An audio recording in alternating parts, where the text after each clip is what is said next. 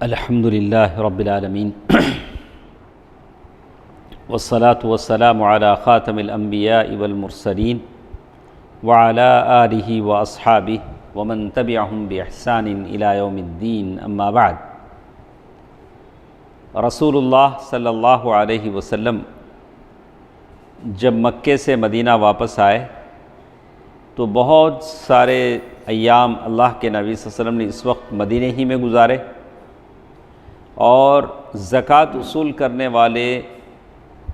والوں کا تعین کیا کہ کس قبیلے سے کس کو زکوٰۃ وصول کرنا ہے۔ پھر کچھ سریات بھیجے، ان سریات میں آخری سریہ بنو تمیم کا تھا، اور وہ لوگ آئے تو بڑی بے ادبی کے ساتھ اللہ کے نبی صلی اللہ علیہ وسلم کو پکارا کہ باہر نکلیے، ہمارے پاس آئیے۔ تو اللہ تعالیٰ نے قرآن میں بھی آیت نازل کی کہ تم اللہ کے نبی صلی اللہ علیہ وسلم کو ویسے خطاب نہ کرو، ویسے مت بلاؤ جو تم آپس میں ایک دوسرے کو بلاتے ہو، پکارتے ہو۔ پھر بنو تمیم کے شاعر اور پھر بنو تمیم کے خطیب اور مسلمانوں کے صحابہ کرام کے خطباء اور شاعروں میں مقابلہ ہوا۔ بالآخر بنو تمیم سارے کے سارے کیا ہو گئے؟ مسلمان ہو گئے۔ جیسے ہم تو آخر میں یہ ہوا کہ سارے کے سارے اسلام قبول کر لیے، اور اللہ کے نبی صلی اللہ علیہ وسلم نے ان کو بہترین تحائف سے نوازا، تحفے تحائف دیے، اور ان کی عورتوں اور بچوں کو واپس کر دیا جو قیدی بن کر آئے تھے۔ اس کے بعد ایک اور سریہ قطبہ بن عامر 9 سن ہجری میں یہ ہوا، سفر کے مہینے میں۔ یہ سریہ تربہ کے قریب تبالہ کے علاقے میں قبیلہ قطعم کی ایک شاخ کی جانب روانہ کیا گیا۔ قطبہ 20 آدمیوں کو لے کر روانہ ہوئے، ان کے ساتھ 20 آدمی ہیں، 10 اونٹ ہیں، تو ایک ایک اونٹ پر کتنے سوار ہو رہے ہیں؟ ابھی اللہ کے نبی صلی اللہ علیہ وسلم نے جعرانہ میں تقسیم کیا تو ابو سفیان کو کتنے سارے اونٹ دے دیے؟ 300 اونٹ دے دیے۔ یہاں پھر حالت کیا ہے؟ 20 آدمی ہیں، 10 اونٹ 20 آدمیوں کو تقسیم ہو رہے ہیں، باری باری لوگ سوار ہو رہے ہیں۔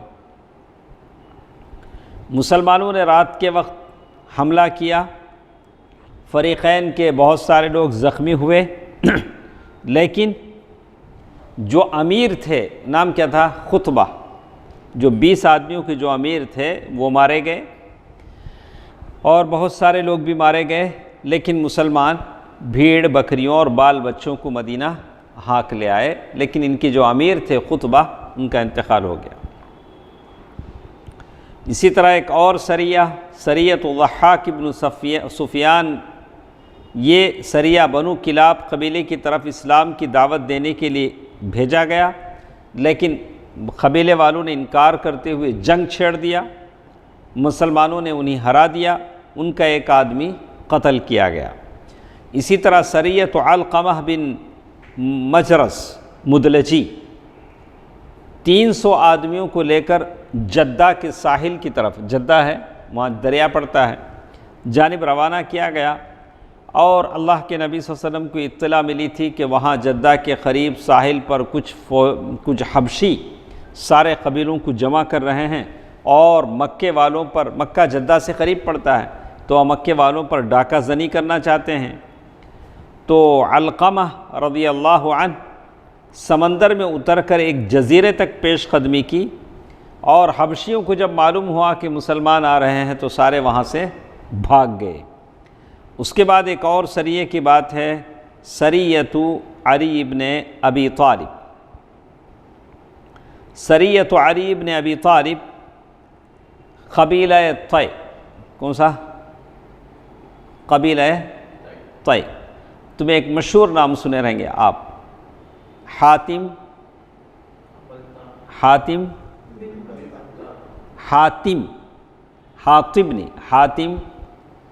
طائی۔ تمہیں زیادہ خرچہ کرے تو تمہارے گھر میں کیا بولیں گے؟ امی بڑا حاتم طائی بنے سو۔ تو یہ نام ہم سنتے ہیں حاتم طائی، اصل میں وہ قبیلہ طی ہے۔ وہ کیا ہے؟ قبیلہ طائی۔ تو حاتم طائی اسی قبیلے کے تھے، قبیلہ طی۔ اس قبیلے کی طرف بھیجا اللہ کے نبی صلی اللہ علیہ وسلم نے علی رضی اللہ تعالیٰ عنہ۔ وہاں ایک ان کا بت تھا جس کا نام قلس، قلس قاف لام سین، جیسے کلیسا بولتے نہیں ہم، تو وہ لوگ عیسائی تھے، وہ ایک مذہب کے معنی۔ تو اللہ کے نبی صلی اللہ علیہ وسلم نے علی رضی اللہ تعالیٰ عنہ کو بھیجا قبیلہ طی کی طرف، جا کر اسے کیا کر دو، ڈھا دو۔ حاتم طائی مشہور سخی ہیں، مشہور سخاوت کرنے والے ہیں۔ تو اللہ کے نبی صلی اللہ علیہ وسلم نے علی رضی اللہ تعالیٰ عنہ کو 100 اونٹ اور 50 گھوڑوں سمیت 150 آدمی کو دے کر روانہ کیا۔ جھنڈیاں کالی تھیں اور سفید پھریرا تھا۔ مسلمانوں نے فجر کے وقت حاتم طائی کے قبیلے پر، طے پر چھاپا مار کر وہ جو بت تھا قلس، کلیسا، اسے ڈھا دیا اور قیدیوں اور چوپایوں اور بھیڑیوں پر قبضہ کر لیا۔ انہی قیدیوں میں ایک خاتون تھی، وہ خاتون حاتم طائی کی بیٹی تھی۔ وہ حاتم طائی جو بڑی سخی تھے، ان کی بیٹی تھی۔ ان کو ایک بیٹی ایک بیٹا۔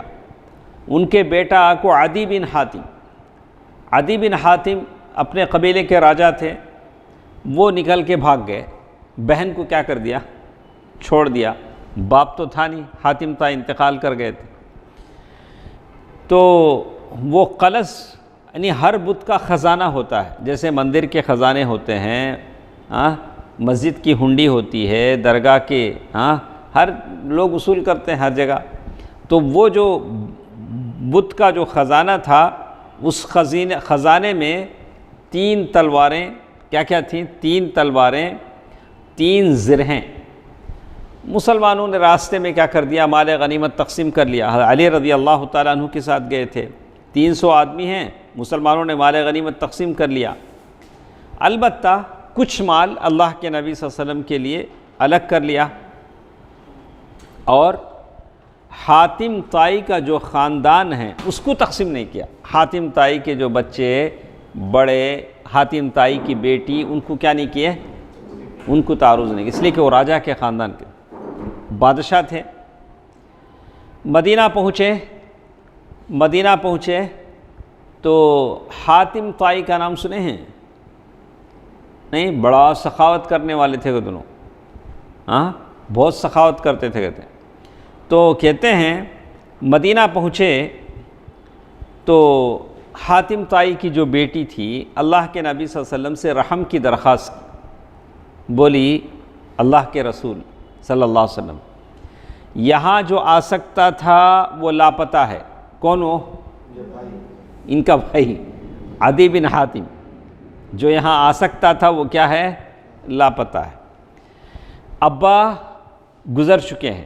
حاتم طائی آج تک دنیا کیا کرتی ہے، حاتم طائی کو جانتی، اتنی بڑی ان کی کیا تھی، سخاوت تھی، اتنا سخاوت کرتی۔ تو ابا دنیا سے، والد گزر چکے ہیں، اور میں بوڑھیا ہو گئی ہوں، ان کی عمر ہو گئی تھی، حاتم طائی کی جو بیٹی تھی۔ اگر مجھے کسی کی کنیز باندی بنا دیں گے تو میں خدمت نہیں کر سکتی۔ میں کیا نہیں کر سکتی، میں خود بوڑھی ہوں، میں کسی کی خدمت نہیں کر سکتی۔ نوکرانی بنا دیں گے تو میں خدمت نہیں کر سکتی۔ آپ مجھ پر احسان کیجئے۔ کسے بول رہے ہیں؟ اللہ کے نبی صلی اللہ علیہ وسلم۔ اللہ آپ پر احسان کرے گا، آپ مجھ پر احسان کیجئے، اللہ آپ پر احسان کرے گا۔ آپ صلی اللہ علیہ وسلم نے فرمایا، تمہارے لیے کون آ سکتا تھا؟ اللہ کے نبی صلی اللہ علیہ وسلم فرمایا، تمہارے لیے کون آ سکتا تھا؟ تو انہوں نے کہا کہ عدی بن حاتم آ سکتا تھا۔ تو اللہ کے نبی صلی اللہ علیہ وسلم نے بولے، وہی جو اللہ اور اس کے رسول سے بھاگا ہے، وہی کیا اللہ اور اس کے رسول سے ڈر کر کیا کیا ہے، بھاگا ہے۔ اللہ کے نبی صلی اللہ علیہ وسلم پھر آگے بڑھ گئے، جواب نہیں دیے، آگے بڑھ گئے۔ دوسرے دن اس نے یہی بات دہرائی۔ دوسرے دن بھی وہ عورت، جب اللہ کے نبی صلی اللہ علیہ وسلم وہاں سے گزرے، یہی باتیں انہوں نے کہیں۔ آپ نے پھر وہی فرمایا جو کل فرمایا تھا۔ تیسرے دن تو یہ آج مایوس ہو گئی، بولا کہ 2 دن میں ٹرائی کر کو دیکھ، میں نے آزما لیا، جواب یہی تھا، اب شاید میرا یہاں سے جانا مشکل ہے، میرا آزاد ہونا مشکل ہے۔ تو کہتی ہیں کہ اللہ کے نبی صلی اللہ علیہ وسلم کے ساتھ اور ایک آدمی تھے پیچھے، تو اس آدمی نے مجھے اشارہ کیا، اور ایک بار بول کے دیکھو۔ وہ آدمی کون تھے؟ مشورہ دیتے لوگوں کو، کون انہوں؟ علی بن ابی طالب۔ علی بن ابی طالب رضی اللہ تعالیٰ عنہ تھے۔ انہوں نے ان سے کہا کہ اللہ کے نبی صلی اللہ علیہ وسلم سے کیا کرو، بول کے دیکھو۔ تیسرے دن علی رضی اللہ تعالیٰ نے مشورہ دیا تھا، انہوں نے پھر کوشش کیا، تو اللہ کے نبی صلی اللہ علیہ وسلم نے فرمایا آپ نے احسان فرماتے ہوئے آزاد کر دیا۔ کیا کر دیا؟ اس بڑے۔ تو علی رضی اللہ تعالیٰ نے مشورہ دیا، اب آزاد ہو گئے نہیں، اور ایک بات، اللہ کے نبی صلی اللہ علیہ وسلم سے سواری بھی مانگ لو، یہ ایک اونٹ دے ڈالے تو میں، میرا بھائی کہاں بھاگ گیا کہ میں کیا کروں گی، وہاں چلے جاؤں گی۔ تو ان کے بھائی شام بھاگ گئے تھے، وہ عیسائی تھے، شام بھاگ گئے تھے۔ تو انہوں نے کہا کہ علی رضی اللہ تعالیٰ نے اور ایک مشورہ دیا کہ آپ صلی اللہ علیہ وسلم سے سواری کا بھی سوال کرو۔ اس نے سواری کا سوال کیا، آپ صلی اللہ علیہ وسلم نے سواری فراہم کرنے کا حکم صادر فرما دیا، بلا کہ ان کے لیے ایک اونٹ کا انتظام کرو۔ لیکن ساتھ ساتھ اللہ کے نبی صلی اللہ علیہ وسلم نے کہا تھا، جیسے روایتیں آتی ہیں کہ میں آزاد تو کر دیا ہوں، جانے میں جلدی نہیں کرنا، میرے سے پوچھ، مجھے بتا کے جانا۔ تو اللہ کے نبی صلی اللہ علیہ وسلم نے جب قافلے وہاں سے جا رہے تھے، تو ایک قافلہ شام کی طرف جا رہا تھا، تو اللہ کے نبی صلی اللہ علیہ وسلم نے کہا کہ اس خاتون کو اپنے ساتھ لے جائیں۔ اب ادھر عدی بن حاتم رضی اللہ عنہ شام تو چلے گئے، مسلمان نہیں ہوئے، لیکن بہن کا خیال ان کو تڑپا رہا ہے، بہن کس حالت میں ہے نہیں معلوم، بہن قید ہو کے چلے گئی۔ تو ہر دن دیکھ رہے ہیں، باہر سڑک، باہر وہ صحرا میں آ کے دیکھتے، ادھر سے قافلے جاتے کیا میری بہن آتی کیا ہو۔ تو ایک دن ایک ہودج، پردہ نشین خاتون کا ایک ہودج نظر آیا، اور وہ سیدھا ان کی طرف آتے رہا، تو یہ سمجھے کہ شاید اس میں میری بہن ہو سکتی ہے۔ وہ سیدھا اتر کے اب شروع ہو گئے، کیا کریں، اترتے ہی کیا کریں، بھگوڑے، تم بھاگ گئے، تم کیا کیسے آدمی ہیں، مجھے چھوڑ کر کیا کرے، تم بھاگ کے آ گئے، بہن کو چھوڑ کے بھاگ کے آ گئے، ایسی بہت ساری باتیں انہوں نے کہیں۔ تو عدی بن حاتم نے کہا کہ بہن مجھے معاف کر دو، میں اپنے عذر کوئی پیش نہیں کرتا، میں نے غلطی کیا، اب کچھ مت کہو۔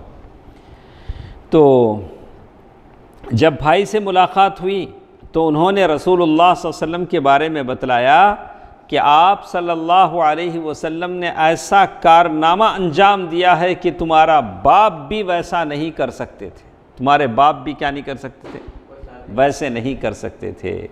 تو عدی بن حاتم رضی اللہ عنہ یعنی حیران ہو گئے جب یہ بتایا گیا کہ اللہ کے نبی صلی اللہ علیہ وسلم نے ایسا کام کیا کہ تمہارے باپ بھی کیا نہیں کر سکتے تھے، ویسا کام نہیں کر سکتے تھے۔ تو اللہ کے نبی صلی اللہ علیہ وسلم یعنی عدی بن حاتم کی بہن نے عدی بن حاتم سے کہا کہ ان کے پاس رغبت یا خوف کے ساتھ جاؤ، ایسا کرو کہ تم اللہ کے نبی صلی اللہ علیہ وسلم کے پاس جاؤ۔ عدی بن حاتم کی بہن عدی بن حاتم کو بھیج رہی ہیں۔ تو عدی بن حاتم سریا سے، شام سے، بغیر کسی امان کے، یعنی بغیر کسی اس کے، اللہ کے نبی صلی اللہ علیہ وسلم کے پاس سیدھے مدینہ آئے۔ تو اللہ کے نبی صلی اللہ علیہ وسلم ان کو اپنے گھر لے گئے، کسے؟ عدی بن حاتم کو دیکھ کر، اس لیے کہ عدی بن حاتم رئیس تھے، قبیلے کے بڑے تھے۔ اور جب وہ سامنے بیٹھے تو اللہ کے نبی صلی اللہ علیہ وسلم نے اللہ کی حمد و ثنا کی پھر فرمایا تم کس چیز سے بھاگ رہے ہو؟ دعویٰ کا ایک اس میں اصول بتایا گیا، کیسے ہم دعویٰ کریں سامنے والے کو۔ اللہ کے نبی صلی اللہ علیہ وسلم کے سامنے جو بیٹھے ہیں وہ ایک عیسائی ہیں، تو اللہ کے نبی صلی اللہ علیہ وسلم کیسے بات کریں؟ دیکھیے، تم کس چیز سے بھاگ رہے ہو؟ کیا لا الہ الا اللہ کہنے سے بھاگ رہے ہو؟ میں کیا پوچھتا ہوں، صرف لا الہ الا اللہ کہہ لو، اس سے تم بھاگ رہے ہو؟ اگر ایسا ہے تو بتاؤ، کیا تمہیں اللہ کے سوا کوئی اور معبود کا علم ہے؟ اگر تم لا الہ الا اللہ سے بھاگ رہے ہو، کیا تم بتا سکتے ہو کہ اللہ کے علاوہ بھی کوئی اور معبود ہے جس کی عبادت کی جائے؟ عدی بن حاتم نے کہا کہ نہیں۔ پھر آپ نے کچھ دیر گفتگو کی، پھر اس کے بعد فرمایا اچھا تم اس سے بھاگتے ہو کہ اللہ اکبر کہا جائے، کیا تم اللہ سے بڑی کوئی چیز جانتے ہو؟ تو انہوں نے کہا کہ نہیں۔ آپ نے فرمایا سنو، یہود پر اللہ کی غضب کی مار ہے اور نصارہ گمراہ ہیں۔ تو عدی بن حاتم نے کہا کہ میں تو آدھا مسلمان ہوں، ایک طرفہ میں تو مسلمان ہوں، عیسائی تھے، اللہ کو مانتے تھے۔ یہ سن کر رسول اللہ صلی اللہ علیہ وسلم کہا کہ اس کے بعد فوراً انہوں نے کہا، جب یہ ساری باتیں انہوں نے سن لی تو فوراً کہا کہ میں تو مسلمان ہوں۔ تو مطلب کیا تھا اس کا؟ وہ اپنے اسلام کا اعلان کر رہے تھے، اسلام میں آنے کا اعلان کر رہے تھے۔ اللہ کے نبی صلی اللہ علیہ وسلم نے جیسے ہی یہ سنا، خوشی سے آپ کا چہرہ دمک اٹھا۔ اس کے بعد اللہ کے نبی صلی اللہ علیہ وسلم نے حکم دیا ایک انصاری کو کہ عدی بن حاتم کو اپنے گھر میں رکائیں اور صبح شام آپ صلی اللہ علیہ وسلم کی خدمت میں آتے رہے۔ جب نبی صلی اللہ علیہ وسلم اپنے سامنے عدی بن حاتم کو گھر میں بٹھایا تو فرمایا، عدی بن حاتم سے اللہ کے نبی صلی اللہ علیہ وسلم فرمایا کہ کیا تم مذہباً رکوسی نہ تھے؟ سمجھنے کی کوشش کریں، جیسے بہت سارے ادیان ہیں، صائبین، صائب یعنی ایسے بہت سارے یہودی ہیں، الصائبین یعنی دوسرے دین کے لوگ ہیں، ویسے ہی یہ بھی ایک دین تھا رکوسی۔ تو اس دین میں لوگوں سے مال غنیمت کا چوتھائی حصہ لینے کا اصول نہیں تھا، لیکن یہ لوگ لیتے تھے۔ اللہ کے نبی صلی اللہ علیہ وسلم نے وہ سارے باتیں بتائیں۔ تو ایسی باتیں اللہ کے نبی صلی اللہ علیہ وسلم نے بتائی۔ دیکھو کیا ہے درس، اللہ کے نبی صلی اللہ علیہ وسلم نے ایسے بہت ساری چیزیں ان کو بتائیں جو ان کی شریعت میں نہیں تھی اور وہ کوئی جانتا بھی نہیں تھا۔ تو اللہ کے نبی صلی اللہ علیہ وسلم کی جب یہ باتیں انہوں نے سنا، اللہ کے نبی صلی اللہ علیہ وسلم کی جب یہ باتیں سنا تو ان کو معلوم ہو گیا کہ اللہ کے نبی صلی اللہ علیہ وسلم اللہ کے نبی اور رسول ہیں۔ تو مسند احمد کی روایت ہے کہ نبی صلی اللہ علیہ وسلم نے فرمایا کہ اے عدی، اسلام لاؤ سلامتی سے رہو گے۔ کیا بولے؟ اسلام لاؤ سلامتی سے رہو گے۔ تو عدی بن حاتم نے کہا کہ میں تو ایک دین کا ماننے والا ہوں، یعنی وہ عیسائی تھے۔ اللہ کے نبی صلی اللہ علیہ وسلم فرمایا کہ میں تمہارا دین تم سے بہتر طور پر جانتا ہوں۔ تو انہوں نے کہا کہ آپ میرا دین مجھ سے بہتر طور پر جانتے ہیں؟ پھر اللہ کے نبی صلی اللہ علیہ وسلم نے ساری باتیں ان کو بتائیں۔ تو اس کے بعد آخر میں کچھ باتیں ہمارے ساتھ ہیں، صحیح بخاری میں، اس کو غور سے سنیں۔ صحیح بخاری میں حضرت عدی سے مروی ہے کہ میں اللہ کے نبی صلی اللہ علیہ وسلم کی خدمت میں پہنچا تو مطلب کیا ہوتا ہے، کوئی بڑے آدمی آپ ہیں، آپ مہمانوں کے ساتھ بیٹھے ہیں، ایک آدمی آ کے بولتا ثناء اللہ بھائی وہ گھر میں پانی نہیں ہے، تو آپ کو کیسا لگے گا؟ لگے گا کہ ارے اس کو آ کر ابھی بولنا تھا، میں اپنے کاروباری دوستوں کے ساتھ ہوں، مہمانوں کے ساتھ ہوں۔ کوئی آ کے بولتا ثناء اللہ بھائی فلاں پرابلم ہے، فلاں ٹربل ہے۔ یہاں بھی ایسے ہوا، اللہ کے نبی صلی اللہ علیہ وسلم بیٹھے عدی بن حاتم کے ساتھ، ایک آدمی نے آ کر فاقہ کی شکایت کی، ہم بھوکے مر رہے ہیں، کھانے کو کچھ نہیں ہے۔ ہونا یہ تھا اللہ کے نبی صلی اللہ علیہ وسلم کی وہاں یہ تھی، سرپرستی تھی، ہر طرف امن و امان تھا، کوئی شکوہ شکایت نہیں تھا۔ ایسے موقع پر عدی کے سامنے آ کر کیا کر رہے ہیں؟ کوئی فاقے کی شکایت کر رہے ہیں۔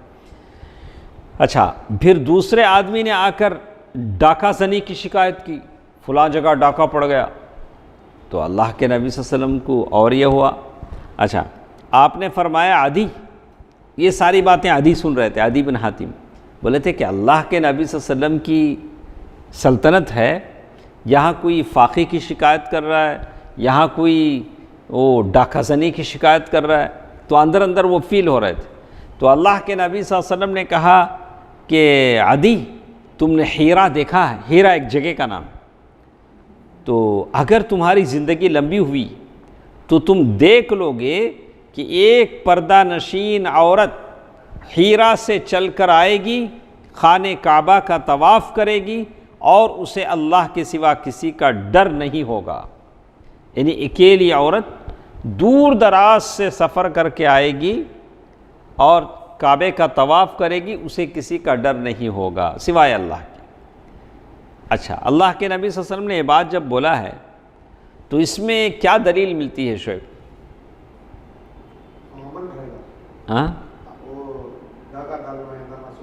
نہیں، دلیل کیا ملتی ہے؟ اکیلی عورت سفر اللہ کے نبی صلی اللہ علیہ وسلم نے بتایا کہ اکیلی عورت ہیرا سے سفر کر کر کعبۃ اللہ تک آئے گی، طواف کرے گی، اور اسے اللہ کے سوا کسی کا ڈر نہیں ہوگا. جب اللہ کے نبی نے یہ کہا تو اس کی دلیل کیا ملتی ہے؟ اکیلی عورت سفر کر سکتی ہے، لیکن اصول ایسا نہیں. جو بطور خبر بتایا جائے اس سے آپ دلیل نہیں لے سکتے ہیں. اللہ کے نبی صلی اللہ علیہ وسلم یہاں کیا کر رہے ہیں؟ بطور ایک واقعے کے خبر کے بتا رہے ہیں. اس سے کوئی دلیل لے کے نہیں کہہ سکتا کہ دیکھو اللہ کے نبی صلی اللہ علیہ وسلم بولے اکیلے عورت سفر کر سکتی ہے بغیر محرم کے، جائز نہیں. پھر اللہ کے نبی صلی اللہ علیہ وسلم فرمایا کہ اگر تمہاری زندگی دراز ہوئی تو تم کسریٰ کے خزانے فتح کرو گے. اللہ کے نبی صلی اللہ علیہ وسلم نے بتایا کہ تمہاری زندگی لمبی ہوئی تو کسریٰ کے خزانے تم فتح کرو گے. اور اگر تمہاری زندگی لمبی ہوئی تو تم دیکھو گے کہ آدمی چلو بھر کر سونا یا چاندی نکالے گا، اور ایسے آدمی کو تلاش کرے گا جو اسے قبول کرے تو اسے کوئی قبول کرنے والا نہیں ملے گا. یعنی سونا اور چاندی لے کر آدمی ڈھونڈے گا کہ کوئی صدقہ خیرات لینے والا ہے، لیکن نہیں ملے گا. تو اسی روایت کے آخر میں حضرت عدی کا بیان ہے کہ میں نے دیکھا کہ ہودج نشین عورت ہیرا سے چل کر خانہ کعبہ کا طواف کرتی ہے. عدی بن حاتم رضی اللہ تعالیٰ عنہ نے اپنی زندگی میں دیکھ لیا، اور اسے اللہ کے سوا کسی کا ڈر نہیں. اور میں خود ان لوگوں میں سے تھا جنہوں نے کسریٰ بن ہرمز کے خزانے فتح کیے. کسریٰ کے رومن امپائر کے خزانے کیا ہوئے؟ انہوں نے مسلمانوں نے فتح کیے. اگر تم لوگوں کی زندگی لمبی ہوئی تو تم لوگ وہ چیز بھی دیکھ لو گے جو نبی اکرم ابو القاسم صلی اللہ علیہ وسلم نے فرمائی تھی کہ آدمی چلو بھر کر سونا اور چاندی بانٹنے نکلے گا، کوئی لینے والا نہیں رہے گا. وہی ایک نہیں دیکھے دنوں عدی بن حاتم، باقی ساری چیزیں اپنی زندگی میں دیکھ چکے تھے. یہ تو تھی بات عدی بن حاتم رضی اللہ عنہ کی، جو حاتم طائی کے بیٹے ہیں اور ان کی بہن تھی.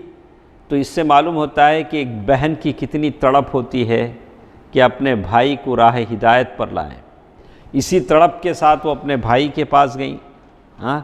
اسی طرح ہم نے اکرمہ بن ابی جہل کی بیوی کے بارے میں دیکھا کہ کس تڑپ سے وہ اپنے شوہر کو اللہ کے نبی صلی اللہ علیہ وسلم کے ساتھ لائیں. تو یہ خاندانی تعلقات تھے صحابہ کرام کے. وہ حق کی اہمیت کو جانتے تھے کہ جیسے ہم مسلمان ہو گئے ہیں وہ بھی مسلمان ہو کر ہمارے ساتھ کیا ہو، جنت میں چلے آئیں. یہاں تک یہ بات ختم ہو گئی. تو ہمارے پاس اور 15 منٹ کا ٹائم ہے، تو اس میں ہم لوگ چلتے ہیں غزوہ تبوک کی طرف. غزوہ تبوک ایک علاقے کا نام ہے. غزوہ اس میں اللہ کے ٹھیک ہے ہمارے ساتھ ہیں. غزوہ اللہ کے نبی صلی اللہ علیہ وسلم اس غزوے میں شریک ہیں. فتح مکہ جو حق و باطل کا ایک فیصلہ کن معرکہ تھا. اس معرکے کے بعد، اس جنگ کے بعد سارے لوگوں کو معلوم ہو گیا کہ اللہ کے نبی صلی اللہ علیہ وسلم کی رسالت میں کوئی شک نہیں. حالات بدل گئے، لوگ جوق در جوق آ کر مسلمان ہونے لگے. تو کہتے ہیں معلوم یہ ہوا کہ اکثر دشمن بھی آ کر اللہ کے نبی صلی اللہ علیہ وسلم کے پاس مسلمان ہو جاتے تھے. تو یہ غزوے کا سبب کیا تھا؟ یہ غزوہ تبوک جو تھا اس کا ریزن کیا تھا؟ تو اس کا ریزن یہ تھا کہ رومیوں کو جب معلوم ہوا کہ مسلمانوں کی طاقت بڑھ رہی ہے تو انہوں نے سوچا کہ مسلمانوں کو کچل دیں، مسلمانوں کو پوری طرح ختم کر دیں. اور رومیوں کی اور مسلمانوں کی دشمنی کب سے شروع ہوئی اکرم؟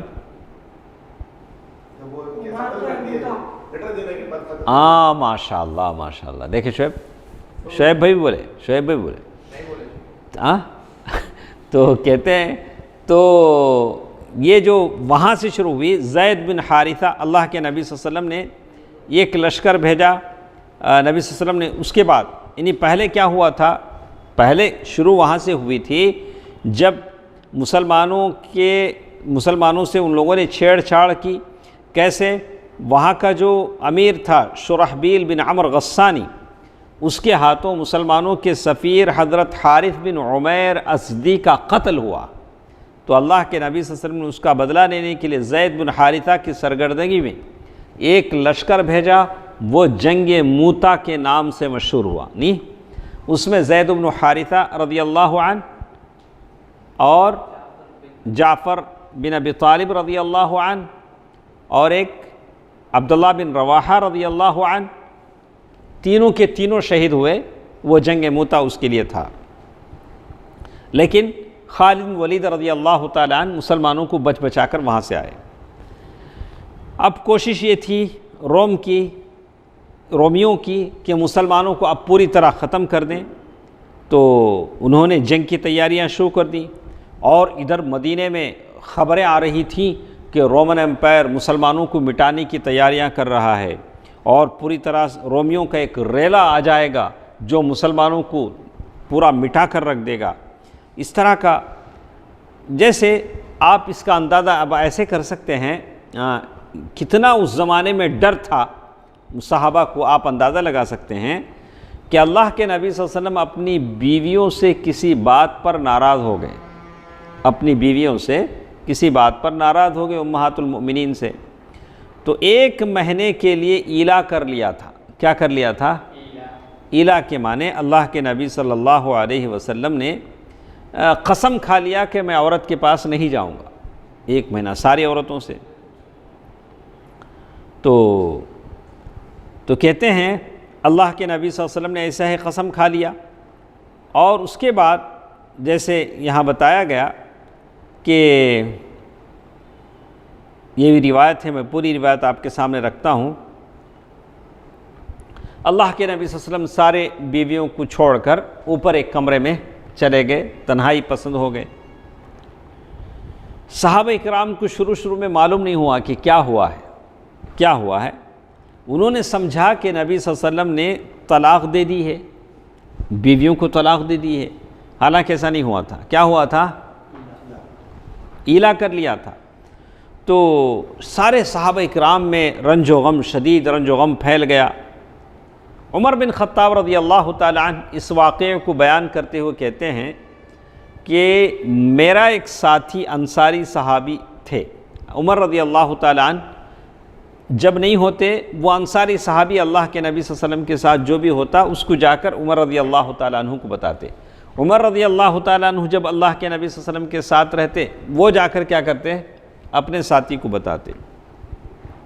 کہتے ہیں ایک دوسرے کے پڑوسی تھے، باری باری اللہ کے نبی صلی اللہ علیہ وسلم کی خدمت میں حاضر ہوتے تھے. یعنی مس نہیں ہونا، اللہ کے نبی صلی اللہ علیہ وسلم کیا بول رہے ہیں، کیا ہو رہا ہے، حالات کیا نہیں ہونا، مس نہیں ہونا. اس زمانے میں غسان کے بادشاہ کا بڑا خطرہ لگا رہتا تھا، پتہ نہیں رومی کب آ جائیں، مدینے پر کب حملہ کریں. دوسری طرف اللہ کے نبی صلی اللہ علیہ وسلم اپنی بیویوں سے کیا کریں ہیں، ایسا کریں. تو کیا ہوا کہ ہمارے سینے ڈر سے بھرے ہوئے تھے، پتہ نہیں کب دشمن مدینے پر آ کر حملہ کر دے. تو ایک دن انصاری جو دوست تھے ان کے، وہ انصاری دوست آ کر وہ دروازہ پیٹنے لگے. حضرت عمر کا دروازہ کیا کرنے لگے، زور سے مارنے لگے اور کہنے لگے کھولو دروازہ کھولو. تو عمر رضی اللہ تعالیٰ عنہ اندر سے کہتے ہیں کیا غسانی آ گئے؟ کیا پوچھ رہے ہیں؟ کیا روم والے آ گئے کیا؟ ایسا پوچھ. تو وہ انصاری صحابی نے کہا نہیں، بلکہ اس سے بڑی بات ہو گئی. آگے آ جائیں، آپ آ جائیں. یہ تو کیا بولے؟ اس سے بھی کیا ہو گئی؟ بڑی بات ہو گئی. اس سے بھی رسول اللہ صلی اللہ علیہ وسلم اپنی بیویوں سے علیحدہ ہو گئے. وہ انصاری صحابی آ کر کیا بولے؟ وہ غسانی آنے کا چھوڑو، اللہ کے نبی صلی اللہ علیہ وسلم اپنی بیویوں سے کیا ہو گئے ہیں؟ علیحدہ ہو گئے ہیں. تو صحابہ یہ سمجھ رہے تھے کہ اللہ کے نبی صلی اللہ علیہ وسلم نے بیویوں کو کیا کر دیا ہے؟ طلاق دے دیا. تو کہتے ہیں اس کے بعد انہوں نے کہا تو آپ اندازہ لگا سکتے ہیں کہ وہ زمانے میں مسلمانوں کو کیسا خوف لگا تھا. بعد میں حضرت عمر رضی اللہ تعالیٰ عنہ گئے، اللہ کے نبی صلی اللہ علیہ وسلم سے پوچھا کہ اللہ کے نبی کیا آپ نے اپنی بیویوں کو طلاق دیا ہے؟ اللہ کے نبی صلی اللہ علیہ وسلم فرمایا کہ نہیں، میں نے طلاق نہیں دیا. وہ واقعہ الگ ہے. تو اس صورتحال کی سنگینی کا اندازہ لگایا جا سکتا ہے کہ اس وقت مسلمانوں کی جو اس وقت رومیوں کی جانب سے مسلمانوں کو درپیش تھی. مسلمان ڈرے سہمے ہوئے تھے کہ رومی حملہ نہ کر دیں، اور دوسری طرف منافقین کیا کر رہے تھے؟ منافقین بھی اپنی پلاننگ میں تھے. اگر روم حملہ کرے تو ہم بھی کیا کریں گے؟ ادھر سے ہم بھی اپنا کام کریں گے. منافقین اپنے اس میں تھے. تو انہوں نے ایک مسجد بنائی. کس نے؟ منافقین نے. تو وہ مسجد منافقین وہاں جمع ہوتے تھے، پوری پلاننگ کرتے تھے، جو مسجد ضرار کے نام سے مشہور ہوئی. وہ مسجد کون سی؟ دیکھو ٹائم کتنا نازک ہے، کام کیسے ہو رہے ہیں. جیسے انہوں نے سازش کا ایک بھٹ تیار کیا پلاننگ کے لیے، جس کی بنیاد ایمان والوں کے درمیان تفرقہ ڈالنا، اللہ اور اس کے رسول کے ساتھ کفر کرنا، اور ان سے اللہ اور اس کے رسول کے ساتھ لڑنے والوں کے لیے جگہ فراہم کرنا. ان ناپاک مقاصد کو سامنے رکھ کر انہوں نے ایک مسجد بنائی. اس مسجد کا نام کیا تھا؟ مسجد ضرار. تو ایک مسجد بنائی، اور اللہ کے نبی صلی اللہ علیہ وسلم سے انہوں نے گزارش کی کہ آپ اس میں نماز پڑھا دیں. اللہ کے نبی صلی اللہ علیہ وسلم کے پاس آئے، آ کر بولے اللہ کے نبی صلی اللہ علیہ وسلم ہم لوگ مسجد بنائے ہیں، آپ آ کر اس میں نماز پڑھا دیں. اگر اللہ کے نبی صلی اللہ علیہ وسلم ایک بار نماز پڑھا دیں تو اس مسجد کو کیا حیثیت حاصل ہو جاتی؟ اللہ کے نبی صلی اللہ علیہ وسلم نے اس مسجد میں امامت کی. اس سے منافقین کا مقصد یہ تھا کہ وہ ایمان والوں کو دھوکے میں رکھیں اور انہیں پتہ نہ لگنے دیں کہ اس مسجد میں ان کے خلاف سازش اور دسیسہ کارروائی انجام دی جا رہی. بالکل ویسے ہی. اور مسلمان اس مسجد میں آنے جانے والوں پر نظر نہ رکھیں، مسجد میں کیا ہوتا ہے اس میں نہیں معلوم. اس طرح یہ مسجد منافقین اور اس کے باہر کے دوستوں کے لیے ایک پرامن گھونسلہ تھی. جیسے آج بہت سارے ایسی جگہ ہیں جو لوگ نام رکھ لیتے ہیں، کیا ہے، بہت ساری جگہ ہیں، کوئی بھی رکھ لیں، چاہے وہ کسی بھی قوم کا ہو، وہاں کوئی جاتا نہیں ہے، کوئی جا کر تحقیق نہیں کرتا اندر کیا ہوتا ہے. تو اندر بہت سارے قتل ہوتے ہیں، زنا ہوتے ہیں، بہت سارے کام ہوتے ہیں. ہر مذہب میں ایسے ہیں، ایک مذہب نہیں. جو لوگ صحیح راستے سے ہٹے ہوئے ہیں، دین کا لیبل لگا کر کچھ بھی کرتے ہیں. اندر کوئی پوچھے گا نہیں، باہر سے دین کا لیبل نظر آتا ہے. ہم مذہبی آدمی ہیں. کیا ہے؟ مذہبی آدمی ہیں. تو آدمی کی نیت میں کھوٹ ہو جاتا ہے تو مذہب کا لبادہ پہن کر کچھ بھی کر سکتا ہے، العیاذ باللہ. تو کہتے ہیں اللہ کے نبی صلی اللہ علیہ وسلم سے جب انہوں نے نماز پڑھنے کو کہا، اللہ کے نبی صلی اللہ علیہ وسلم نے ملتوی کر دیا، نہیں آتے ہوئے پڑھیں گے. ہم کیا کریں گے؟ آتے ہوئے پڑھیں گے. تو آپ صلی اللہ علیہ وسلم نے غزوے سے واپس آ کر اس مسجد میں نماز پڑھنے کے بجائے اس مسجد کو گرا دیا، کیونکہ اللہ تعالیٰ کا حکم آیا تھا لا تقم فیہ ابدا لمسجد اسس علی التقوی من اول یوم احق ان تقوم فیہ رجال یحبون. تو اللہ تعالیٰ کا حکم آ گیا کہ اس مسجد میں آپ نماز مت پڑھیے، اللہ کے نبی صلی اللہ علیہ وسلم اس مسجد کو کیا کر دیا؟ منہدم کر دیا۔ وہ مسجد ضرار تھی۔ اب اس کے بعد روم اور غسان کی تیاریوں کی خاص خبریں، روم اور غسان کی تیاریوں کی خاص خبریں آنے لگیں۔ ہرقل نے 40,000 سپاہیوں کا ایک لشکر تیار کیا ہے۔ کتنے؟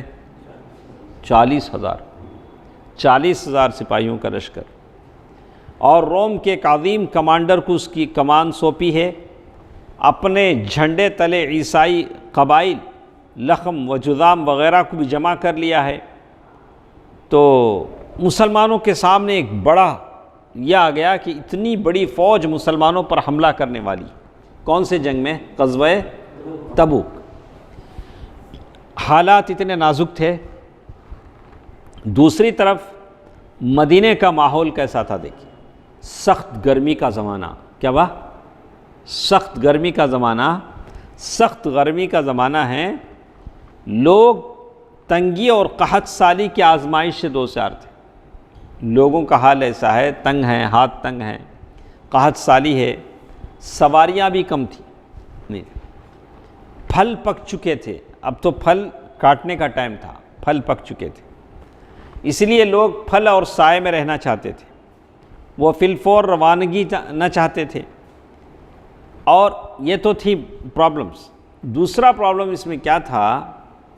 یہ دور کا سفر تھا۔ تبوک کی جنگ میں جانا بولے تو کیا کرنا؟ دور۔ کیا کیا پرابلم ہے؟ ایک قحط سالی ہے، تنگی ہے، دھوپ کا زمانہ ہے، سواریاں نہیں ہیں، اور اس کے بعد دور کا سفر ہے، یہ ساری چیز۔ لیکن اللہ کے نبی صلی اللہ علیہ وسلم نے یہ کیا، ایک قطعی اقدام کا فیصلہ کیا، اور اللہ کے نبی صلی اللہ علیہ وسلم نے کہا کہ رومیوں سے جنگ لڑنے میں سستی اور کاہلی سے کام نہیں لینا چاہیے، اور رومیوں کو مسلمانوں کے علاقے میں گھسنے نہیں دینا چاہیے۔ یہ بات اللہ کے نبی صلی اللہ علیہ وسلم اپنے لوگوں کے دلوں میں بٹھا رہے تھے، اور منافقین جو پہلے سے انتظار کر رہے تھے رومی آئیں گے تو وہ بھی کیا ہو جائیں گے؟ رومیوں کے ساتھ مل جائیں گے۔ تو اللہ کے نبی صلی اللہ علیہ وسلم نے مسلمانوں کو جنگ کی تیاری کا حکم دیا۔ تو آپ صلی اللہ علیہ وسلم کا ہمیشہ ارادہ تھا کہ جب بھی کسی جنگ کے لیے نکلتے، جدھر جاتے ادھر نہیں بتاتے، نہیں، لیکن اس جنگ میں اللہ کے نبی صلی اللہ علیہ وسلم نے بتا دیا۔ کیوں بتایا ہارون بھائی؟ دور کا سفر ہے، مشکلوں کا سفر ہے، اس لحاظ سے صحابہ تیاری کر لیں، مکمل تیاری کر لیں۔ اس مرتبہ اللہ کے نبی صلی اللہ علیہ وسلم نے بتا دیا کہ ہم کو روم کی طرف جانا ہے، غزوہ تبوک کی طرف جانا ہے، اور اللہ تعالیٰ نے بھی سورہ توبہ کی بعض آیتیں نازل فرما دی مسلمانوں کو اور ابھارنے کے لیے۔ اور اللہ کے نبی صلی اللہ علیہ وسلم نے صدقہ و خیرات کی فضیلت بیان کی لوگوں کے سامنے، اور لوگوں سے کہا کہ اپنا نفیس مال اللہ کے راستے میں خرچ کرو۔ اب صحابہ ہیں اور غزوے کی تیاری میں، جنگ کی تیاری میں بڑھ چڑھ کر سامنے آ رہے ہیں۔ تو دیکھیے سارے لوگ آ گئے، سارے لوگ بڑھ چڑھ کر حصہ لینے لگے، سوائے ان لوگوں کے جن کے دلوں میں نفاق کی بیماری تھی، اور جو لوگ فاقہ گزارتے تھے وہ بھی آ کر اللہ کے نبی صلی اللہ علیہ وسلم سے کہتے، اللہ کے نبی ہمارے لیے ایک سواری کا انتظام کر دیجئے، ہم بھی آپ کے ساتھ آتے ہیں۔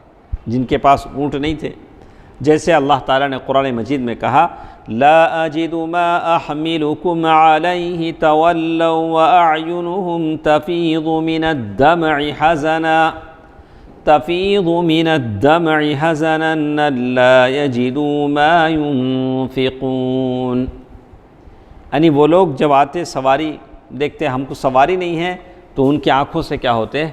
زار و قدار آنسو جاری ہونے لگتے کہ ہمارے پاس وہ پیسہ نہیں ہے جو ہم اللہ کے راستے میں خرچ کریں۔ لیکن جو مسلمان تھے آگے بڑھ چڑھ کر خیرات کر رہے تھے، تو وہ خیرات کرنے والوں میں کس نے کتنا دیا، کتنا ٹائم ہے، تو کس نے کتنا دیا کل سنیں گے، تاکہ ہمارے اندر بھی کچھ دینے کا جذبہ پیدا ہو، اللہ تعالیٰ کو دینے کا جذبہ پیدا ہو۔ آپ سنیں گے تو تعجب کریں گے۔